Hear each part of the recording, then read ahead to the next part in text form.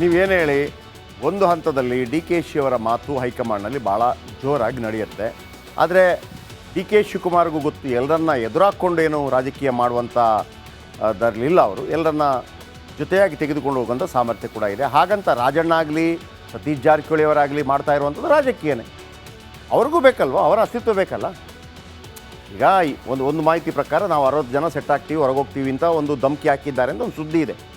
ಅದು ಕೂಡ ಕಷ್ಟ ಆಗ್ಬೋದಲ್ಲ. ಸೊ ಹಾಗಾಗಿ ಇಲ್ಲಿ ಏನು ಅಂತಂದರೆ, ಹಾವು ಸಾಯಬಾರ್ದು, ಕೋಲು ಮುರಿಬಾರ್ದು ಅನ್ನೋಂಥ ಪರಿಸ್ಥಿತಿ. ರಾಜಣ್ಣ ಏನು ಬೇಕು ಹಂಗಾಗಲ್ಲ ಅಂತ. ರಾಜಣ್ಣ ಒಬ್ಬರೇ ಶಕ್ತಿಯಲ್ಲಿ ಮಾತಾಡ್ತಿಲ್ಲ, ಅವ್ರ ಜೊತೆ ಸತೀಶ್ ಜಾರಕಿಹೊಳಿ ಟೀಮ್ ಇದೆ. ಆಯಿತಾ? ಹಾಗಾಗಿ ಆದರೆ ಡಿ ಕೆ ಶಿವಕುಮಾರ್ಗೆ ನಾನು ನಿನ್ನೆ ಹೇಳಿದ್ದೆ, ಗುಜರಾತ್ ಚುನಾವಣೆ ಸಂದರ್ಭದಲ್ಲಿ ಹೇಗೆ ಅಹಮದ್ ಪಟೇಲ್ ಅವರನ್ನು ಗೆಲ್ಲಿಸ್ಕೊಂಡು ಬಂದರು, ಅದಾದ ನಂತರ ಸೋನಿಯಾ ಗಾಂಧಿಗೆ ಡಿ ಕೆ ಶಿವಕುಮಾರ್ ಅವರ ಬಗ್ಗೆ ಇರುವಂಥ ಒಂದು ಪ್ರೀತಿ. ಓಕೆ, ಈ ನಡುವೆ ಕುತೂಹಲಕ್ಕೆ ಕಾರಣವಾಗಿದೆ ಡಿ ಕೆ ಶಿ ಅವರ ಮೌನಾಸ್ತ್ರ. ಡಿ ಕೆ ಶಿ ಗೊತ್ತು, ಈಗ ನಾನು ಬಾಯಿ ಬಿಟ್ಟರೆ ಸುಮ್ಮನೆ ಹಾಳಾಗುತ್ತೆ, ಬೇಡ. ಕೈ ಹೈಕಮಾಂಡ್ಗೆ ಒತ್ತಾಯ ಹೇರ್ತಾ ಇದ್ದಾರೆ. ಅವರೇ ಎಲ್ಲ ಕಮ್ಯುನಿಕೇಷನ್ ಅಲ್ಲಿ ಹೇಳ್ತಾ ಇದ್ದಾರೆ. ರಾಜಣ್ಣಗೆ ಶೋಕಾಸ್ ನೋಟಿಸ್ ಕೊಡಿಸಲು ಪ್ಲ್ಯಾನ್ ಮಾಡ್ತಾ ಇದ್ದಾರಂತೆ. ಖರ್ಗೆ ಸುರ್ಜೇವಾಲಾಗೂ ಮಾಹಿತಿ ನೀಡಿದ್ದಾರಂತೆ. ಹೇಳಿಕೆಗಳಿಗೆ ಕಡಿವಾಣ ಹಾಕಿಸುವಂತೆ ಡಿ ಕೆ ಶಿ ಮನವಿ ಮಾಡಿದ್ದಾರಂತೆ. ನೋಡಿ, ಈ ಥರ ಹೇಳ್ತಾ ಇದ್ರೆ ಸರಿಯಾಗಲ್ಲ. ಬಹಿರಂಗ ಹೇಳಿಕೆ ನೀಡದಂತೆ ಸೂಚಿಸಿದ್ರು ಖರ್ಗೆ. ಆದರೂ ಶಿಸ್ತನ್ನು ಉಲ್ಲಂಘಿಸಿ ಮಾತಾಡ್ತಾ ಇದ್ದಾರೆ ರಾಜಣ್ಣ ಮಾತುಗಳಿಂದ ಪಕ್ಷಕ್ಕೆ ಸಾಕಷ್ಟು ಡ್ಯಾಮೇಜ್ ಆಗ್ತಾ ಇದೆ. ರಾಜಣ್ಣಗೆ ಕಡಿವಾಣ ಹಾಕಬೇಕಂದ್ರೆ ನೋಟಿಸ್ ಕೊಡಬೇಕು. ದೆಹಲಿ ನಾಯಕರ ಮುಂದೆ ಬೇಡಿಕೆ ಇಟ್ಟಿದ್ದಾರೆ ಡಿ ಕೆ ಶಿ ಅನ್ನುವಂಥ ಒಂದು ಕುತೂಹಲ ಇದೆ ಎಲ್ಲರೂ ಕೂಡ. ರಾಜಣ್ಣ ಕಾಂಗ್ರೆಸ್ ಪಕ್ಷದ ಬಸನಗೌಡ ಪಾಟೀಲ್ ಯತ್ನಾಳ್ ಆಗ್ತಾ ಇದ್ದಾರಾ ಅನ್ನುವಂಥ ಪ್ರಶ್ನೆ ಉದ್ಭವ ಆಗ್ತಾ ಇದೆ.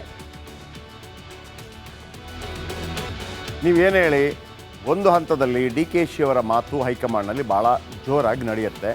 ಆದರೆ ಡಿ ಕೆ ಶಿವಕುಮಾರ್ಗೂ ಗೊತ್ತು, ಎಲ್ಲರನ್ನ ಎದುರಾಕ್ಕೊಂಡೇನು ರಾಜಕೀಯ ಮಾಡುವಂಥ ದರಲಿಲ್ಲ. ಅವರು ಎಲ್ಲರನ್ನ ಜೊತೆಯಾಗಿ ತೆಗೆದುಕೊಂಡು ಹೋಗುವಂಥ ಸಾಮರ್ಥ್ಯ ಕೂಡ ಇದೆ. ಹಾಗಂತ ರಾಜಣ್ಣ ಆಗಲಿ ಸತೀಶ್ ಜಾರಕಿಹೊಳಿ ಅವರಾಗಲಿ ಮಾಡ್ತಾ ಇರುವಂಥದ್ದು ರಾಜಕೀಯನೇ. ಅವ್ರಿಗೂ ಬೇಕಲ್ವ, ಅವರ ಅಸ್ತಿತ್ವ ಬೇಕಲ್ಲ. ಈಗ ಒಂದು ಮಾಹಿತಿ ಪ್ರಕಾರ ನಾವು 60 ಜನ ಸೆಟ್ ಆಗ್ತೀವಿ, ಹೊರಗೋಗ್ತೀವಿ ಅಂತ ಒಂದು ಧಮಕಿ ಹಾಕಿದ್ದಾರೆ ಅಂತ ಒಂದು ಸುದ್ದಿ ಇದೆ. ಅದು ಕೂಡ ಕಷ್ಟ ಆಗ್ಬೋದಲ್ಲ. ಸೊ ಹಾಗಾಗಿ ಇಲ್ಲಿ ಏನು ಅಂತಂದರೆ, ಹಾವು ಸಾಯಬಾರ್ದು, ಕೋಲು ಮುರಿಬಾರ್ದು ಅನ್ನೋಂಥ ಪರಿಸ್ಥಿತಿ. ರಾಜಣ್ಣ ಏನು ಬೇಕು ಹಂಗಾಗಲ್ಲ ಅಂತ. ರಾಜಣ್ಣ ಒಬ್ಬರೇ ಶಕ್ತಿಯಲ್ಲಿ ಮಾತಾಡ್ತಿಲ್ಲ, ಅವ್ರ ಜೊತೆ ಸತೀಶ್ ಜಾರಕಿಹೊಳಿ ಟೀಮ್ ಇದೆ. ಆಯಿತಾ? ಹಾಗಾಗಿ ಆದರೆ ಡಿ ಕೆ ಶಿವಕುಮಾರ್ಗೆ ನಾನು ನಿನ್ನೆ ಹೇಳಿದ್ದೆ, ಗುಜರಾತ್ ಚುನಾವಣೆ ಸಂದರ್ಭದಲ್ಲಿ ಹೇಗೆ ಅಹಮದ್ ಪಟೇಲ್ ಅವರನ್ನು ಗೆಲ್ಲಿಸ್ಕೊಂಡು ಬಂದರು, ಅದಾದ ನಂತರ ಸೋನಿಯಾ ಗಾಂಧಿಗೆ ಡಿ ಕೆ ಶಿವಕುಮಾರ್ ಅವರ ಬಗ್ಗೆ ಇರುವಂಥ ಒಂದು ಪ್ರೀತಿ.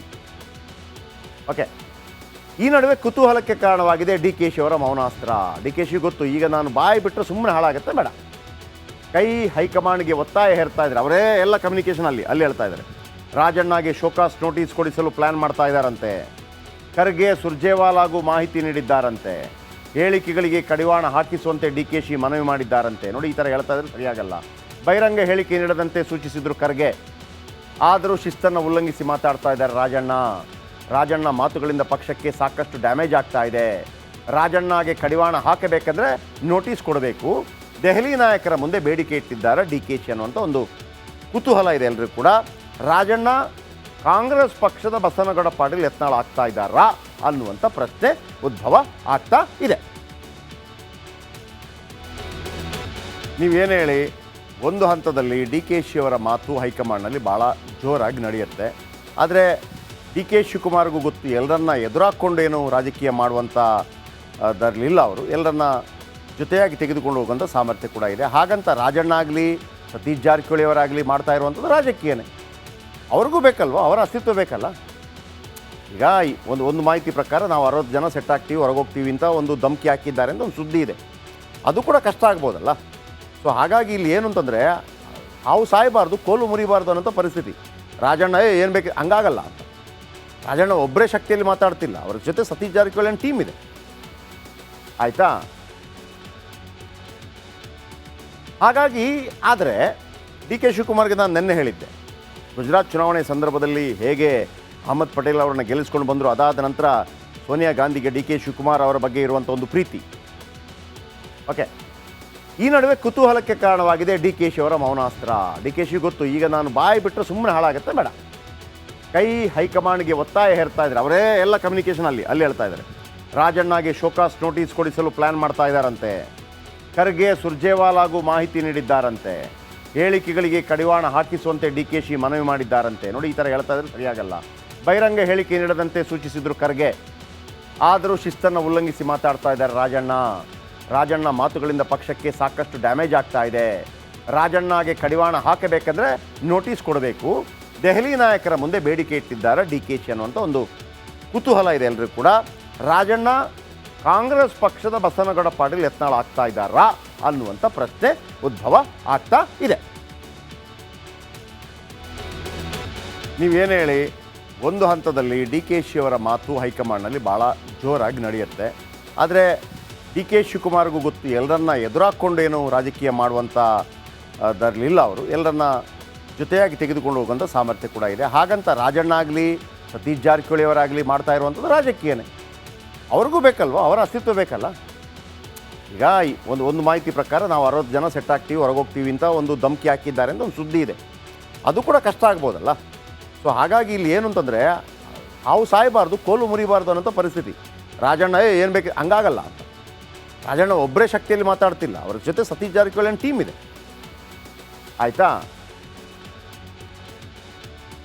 ಹಾಗಾಗಿ ಆದರೆ ಡಿ.ಕೆ. ಶಿವಕುಮಾರ್ಗೆ ನಾನು ನಿನ್ನೆ ಹೇಳಿದ್ದೆ, ಗುಜರಾತ್ ಚುನಾವಣೆ ಸಂದರ್ಭದಲ್ಲಿ ಹೇಗೆ ಅಹಮದ್ ಪಟೇಲ್ ಅವರನ್ನು ಗೆಲ್ಲಿಸ್ಕೊಂಡು ಬಂದರು, ಅದಾದ ನಂತರ ಸೋನಿಯಾ ಗಾಂಧಿಗೆ ಡಿ.ಕೆ. ಶಿವಕುಮಾರ್ ಅವರ ಬಗ್ಗೆ ಇರುವಂಥ ಒಂದು ಪ್ರೀತಿ.